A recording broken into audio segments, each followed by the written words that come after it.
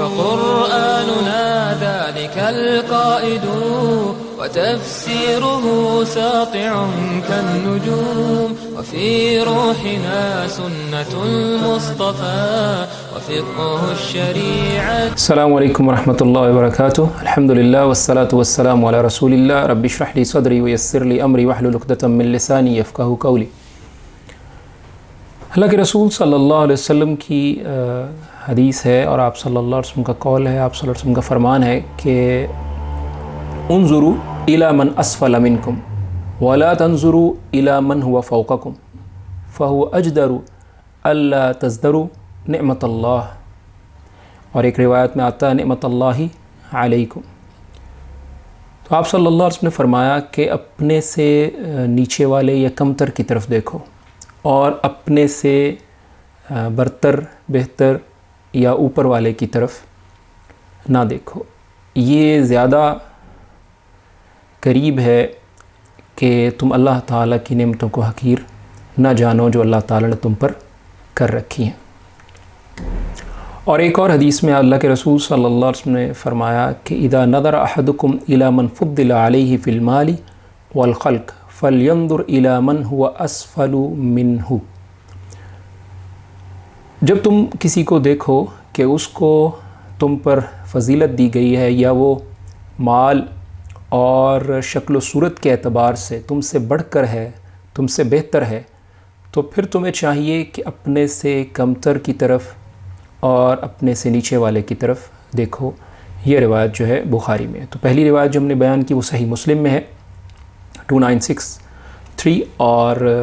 دوسری نمبرنگ کے مطابق 7428، اور جو دوسری روایت ہم نے دوسری حدیث بیان کی وہ صحیح بخاری میں 6490. اللہ کے رسول صلی اللہ علیہ وسلم کا یہ جو فرمانا ہے کہ اپنے سے کمتر کی طرف دیکھو، تو اس کا کیا فائدہ ہے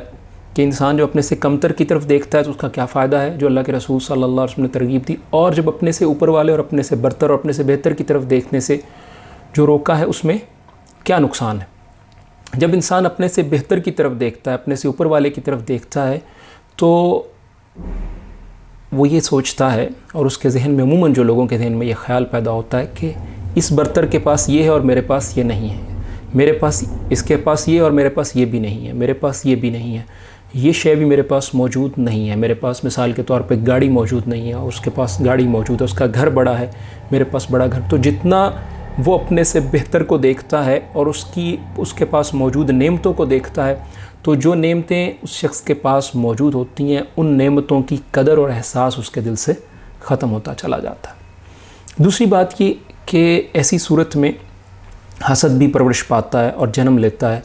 کہ کسی برتر شخص کی نعمتیں دیکھ کر انسان اس کے بارے میں دل میں برے خیالات محسوس کرتا ہے اور یہ سمجھتا ہے یا یہ سوچتا ہے کہ یہ نعمت اس سے چھن جائے اور مجھے حاصل ہو جائے. اور اللہ رب العالمین کی قضاء و قدر پر بھی اعتراض جو ہے کہ اللہ رب العالمین نے اسے کیوں دے دیا اور وائمی اور مجھے کیوں نہیں ملا یہ، اور شکر سے وہ دور ہو جاتا ہے. جبکہ وہ اپنے سے کمتر والے کو اگر دیکھتا ہے، اپنے سے نیچے والے کو دیکھتا ہے کہ جس کے پاس مال کم ہے یا جس کی شکل و صورت اس جیسی اتنی اچھی نہیں ہے اور یا عہدہ ویسا نہیں ہے، تو یہ شکر کا سبب بنتا ہے کہ انسان یہ سمجھتا ہے کہ میرے پاس یہ ہے اور اس شخص کے پاس یہ نہیں ہے. یہ اللہ کا شکر ہے کہ اللہ تعالیٰ نے مجھے یہ نعمت عطا کی. مثلا میرے پاس بڑا گھر ہے یا میرے پاس گاڑی ہے اور اس شخص کے پاس یہ نہیں ہے، تو الحمدللہ اللہ کا شکر ہے کہ اللہ تعالیٰ نے مجھے یہ عطا کیا. اور تو یہ جو ہے اللہ کے رسول صلی اللہ علیہ وسلم کی حدیث جو ہے وہ اس بات کی طرف دلالت کرتی ہے کہ دنیا میں جو تنافس ہے اور دنیا کی جو دوڑ ہے اور اپنے سے بہتر کو دیکھ کر اس کے پاس موجود چیز کی طرف جو ہے رغبت کرنا اور اس کے پیچھے دوڑنا، بھاگنا اور موجود نعمتوں کو بھول جانا، گویا اس حدیث میں اس بات کی طرف اشارہ کیا گیا کہ جو موجود نعمتیں آپ کے پاس ہیں کم از کم ان کا احساس کیجئے، ان کو دیکھیے، اور جو آپ سے کمتر ہیں جن کے مقابلے میں اللہ تعالیٰ نے آپ کو نعمتیں زیادہ دی ہیں، تو ان نعمتوں کو آپ احساس کیجئے کہ جو اللہ رب العالمین نے دیگر لوگوں کے مقابلے میں آپ کو زیادہ دے رکھی ہیں. اس طرح اللہ کے رسول صلی اللہ علیہ وسلم کی اس حدیث کی روشنی میں چند باتیں اور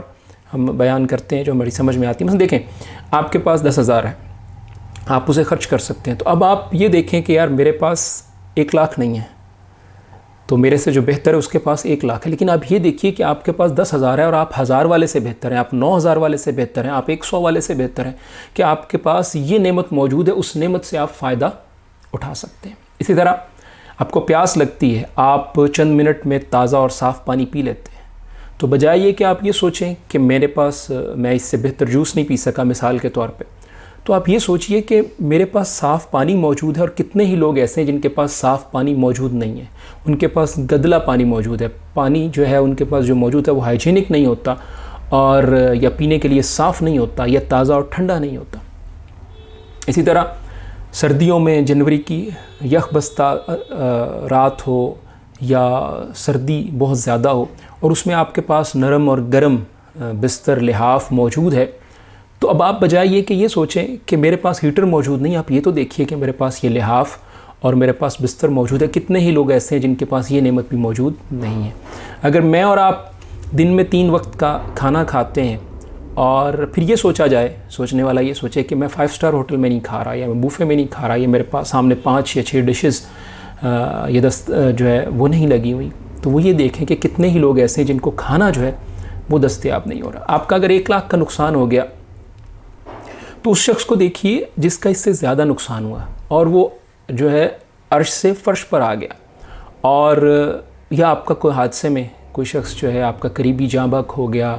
یا بیٹے کو موت آ گئی, تو ایسے شخص کے بارے میں کو دیکھیے کہ جس کی پوری فیملی جو ہے اس میں ختم ہو گئی.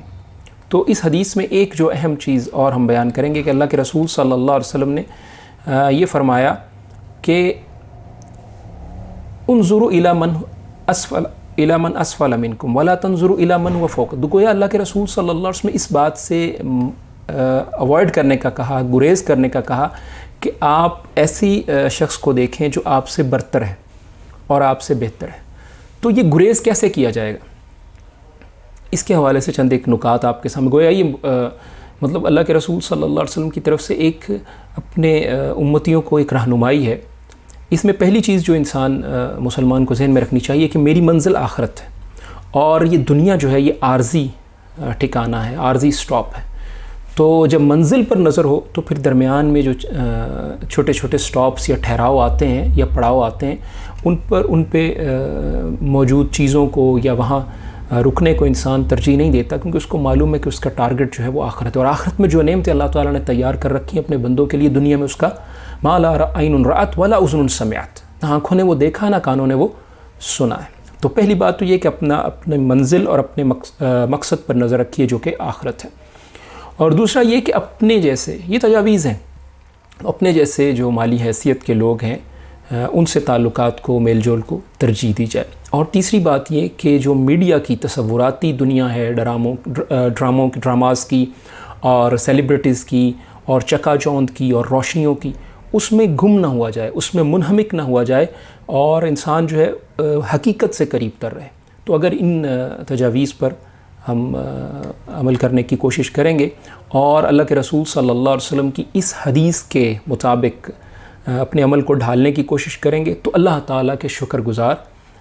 بندے بننے کے امکانات جو ہیں اور اس کا راستہ جو ہے ہمارے لیے آسان ہوتا چلا جائے گا, کہ ہم اللہ رب العالمین کی نعمتوں کا زیادہ سے زیادہ شکر کر پائیں گے. جو نعمتیں اللہ تعالیٰ نے ہمیں عطا کی ہیں ان کا ہمیں احساس رہے گا. اللہ رب العالمین مجھے اور آپ کو رسول اللہ صلی اللہ علیہ وسلم کی حدیث کی سمجھ اور اس پر عمل کی توفیق عطا فرمائے.